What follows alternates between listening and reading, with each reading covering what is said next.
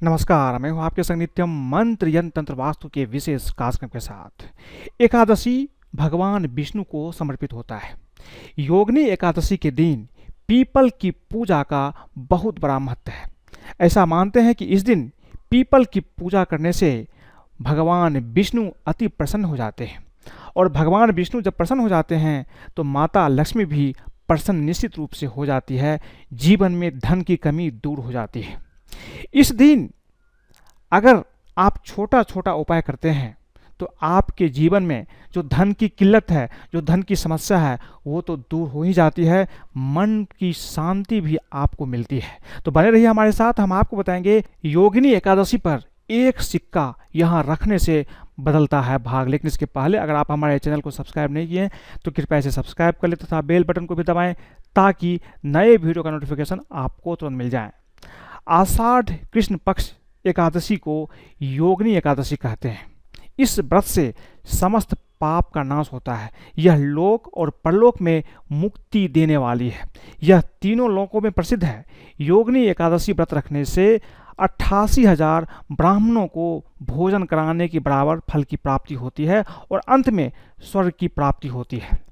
इस बार योगिनी एकादशी का व्रत 5 जुलाई को है। इस दिन भगवान विष्णु की पूजा का विधान है।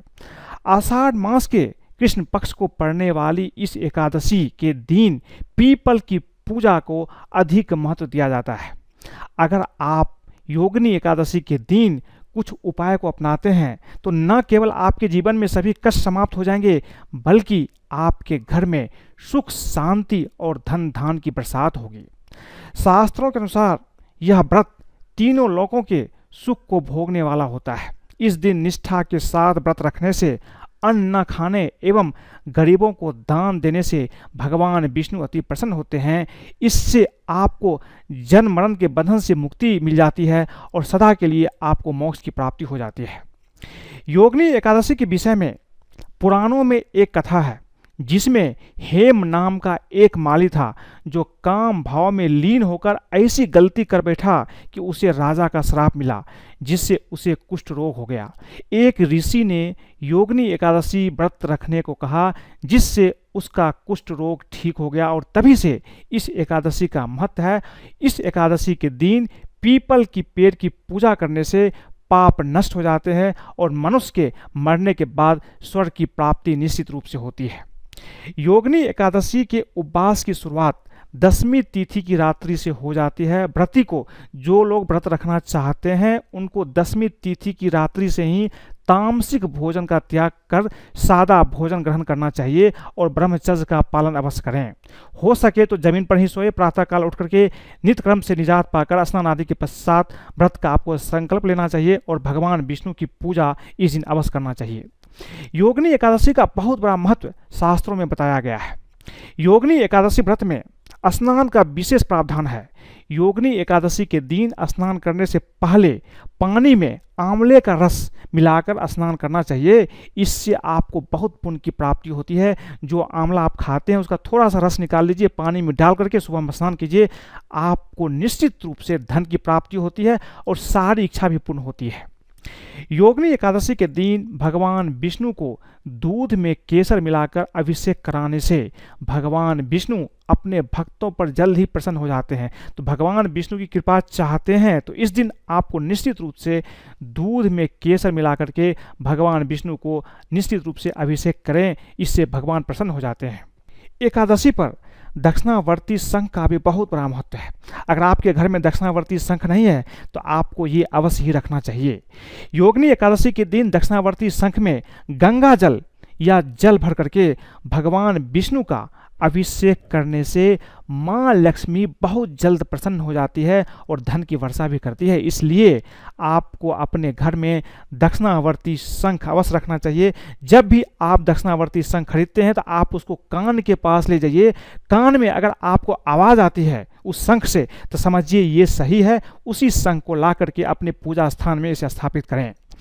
योगिनी एकादशी के दिन भगवान कृष्ण के मंदिर में जाकर एक बांसुरी आप जो सजी बांसुरी होती है उसको भेंट करने से धन में निश्चित रूप से वृद्धि होती है। तो अगर आपके आसपास भगवान कृष्ण का मंदिर है तो एक बांसुरी ले लीजिए और भगवान कृष्ण को अर्पित कर दीजिए मंदिर जा करके, और देखिए किस तरह से आपके जीवन में धन की प्राप्ति नहीं होती है, निश्चित रूप से धन की प्राप्ति होती है। योगिनी एकादशी के दिन भगवान विष्णु की प्रतिमा के आगे गीता का पाठ करने से पितरों का आशीर्वाद प्राप्त होता है। अगर आपके ऊपर पितरों का आशीर्वाद ना हो तो जीवन में हर समय आपको कठिनाई का सामना करना पड़ता है।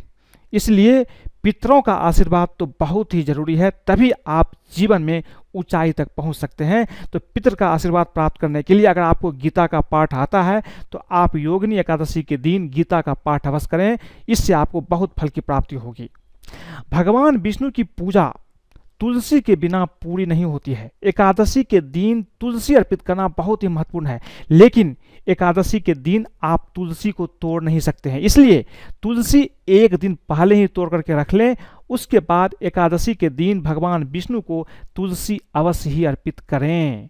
एक चीज जो बहुत ही महत्वपूर्ण है, किसी भी एकादशी के दिन आपको चावल का सेवन नहीं करना चाहिए, नहीं तो आपको भगवान विष्णु के क्रोध का सामना करना पड़ेगा, भगवान विष्णु आपसे प्रसन्न नहीं होंगे।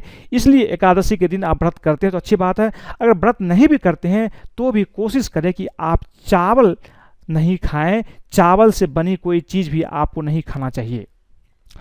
योगिनी एकादशी के दिन श्री सूक्तम का पाठ करने से भी माता लक्ष्मी प्रसन्न होती है।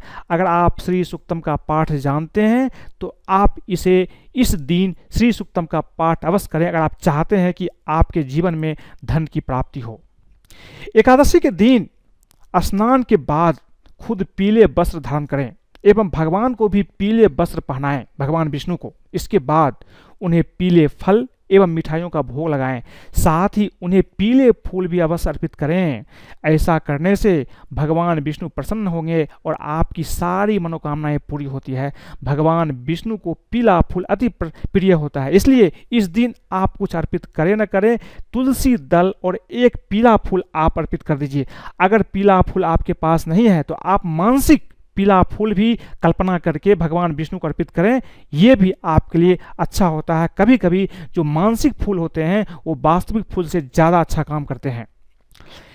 पूजन के दौरान भगवान विष्णु का अभिषेक करना आपको नहीं भूलना चाहिए। मैंने आपको पहले भी बताया है कि इसके लिए आपको दक्षिणावर्ती शंख में जल भरकर भगवान विष्णु को निश्चित रूप से स्नान कराएं। इस दौरान पंचामृत से भी आप अभिषेक कर सकते हैं। भगवान विष्णु को पंचामृत भी आप अर्पित करते हैं तो ऐसा करने से माँ लक्ष्मी का घर में आगमन होता है, जिससे कभी भी धन की कमी नहीं होती है। एक चीज़ फिर से बता दूं, अगर आपके घर में दक्षिणावर्ती शंख नहीं है तो आप इसे अवश्य ही रखें, ये बहुत ही काम का चीज़ है। योगिनी एकादशी को भगवान विष्णु एवं माँ लक्ष्मी को खीर का भोग लगाना भी बहुत अच्छा होता है, इससे भगवान प्रसन्न होते हैं। खीर चढ़ाते समय उसमें तुलसी के 2 पत्ती आप डाल दीजिए, क्योंकि बिना तुलसी दल के भोग अधूरा रहता है। ऐसा करने से आपके जीवन में भी खुशियों की मिठास भर जाएगी। इस दिन भगवान विष्णु को खीर अर्पित करना भी काफ़ी महत्वपूर्ण होता है। अगर आप ऐसा करते हैं तो माँ लक्ष्मी आपके ऊपर प्रसन्न हो जाते हैं। योगिनी एकादशी को ब्राह्मणों एवं गरीब जरूरतमंद लोगों को खीर, हलवा आदि का भोजन कराएं, उन्हें पीले अनाज का दान करें, साथ ही कुछ दक्षिणा दें। ऐसा करने से भगवान विष्णु की आप पर असीम कृपा होती है और आपको हर क्षेत्र में कामयाबी मिलती है। तो अगर आप कोई मंदिर जाते हैं या मंदिर नहीं जा पाते हैं इस समय, तो अपने घर के आसपास अगर कोई गरीब है, कोई भिखारी है, तो उसे आप भोजन करवाएं, उसे कुछ दक्षिणा भी दें, और देखिए आपको हर क्षेत्र में सफलता मिलना उसी दिन से शुरू हो जाएगा। एकादशी के दिन तुलसी पूजन का भी बहुत बड़ा महत्व है। इस दिन तुलसी पूजन करने से हर इच्छा जो उस समय आप अपने मन में रखते हैं वो पूर्ण हो जाती है। इस दिन तुलसी के सामने आपको गाय के घी का एक दीपक लगाना चाहिए। अगर घी का दीपक नहीं है, शुद्ध घी आपके पास नहीं है, तो तिल के तेल का भी दीपक लगा सकते हैं। इसके बाद ओम नमो भगवते वासुदेवाय मंत्र का कम से कम 11, 21 या 51 बार, आप जितना समय हो इसका आप जाप कर लीजिए। जल अर्पण करने के बाद आप तुलसी की 7 या 11 परिक्रमा करें। इस दौरान मन में अपनी इच्छा भी प्रकट करें। जब आप परिक्रमा करते हैं तो मन में जो आपकी इच्छा है, जो कामना चाहते हैं, वो मन ही मन आप उसे प्रकट करें। निश्चित रूप से आपकी जो मन की इच्छा होगी वो पूर्ण इस दिन अवश्य हो जाती है। एकादशी के दिन मैंने आपको पहले बताया है कि पीपल की पूजा करना बहुत ही महत्वपूर्ण है। योगिनी एकादशी के दिन सुबह के समय में आपको क्या करना है, पीपल के वृक्ष पर मीठा जल अर्पित करना है। 1 लोटे जल में थोड़ा सा चीनी आप डाल लीजिए, फिर आप पीपल में अर्पित करें।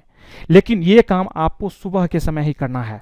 शाम के समय आप पीपल के वृक्ष के नीचे 1 दीपक लगाएं। ऐसा करने से आपको कर्ज से मुक्ति मिलती है, साथ ही शत्रुओं से आपकी रक्षा होगी, धन की भी प्राप्ति बहुत आसानी से आपके जीवन में हो जाती है।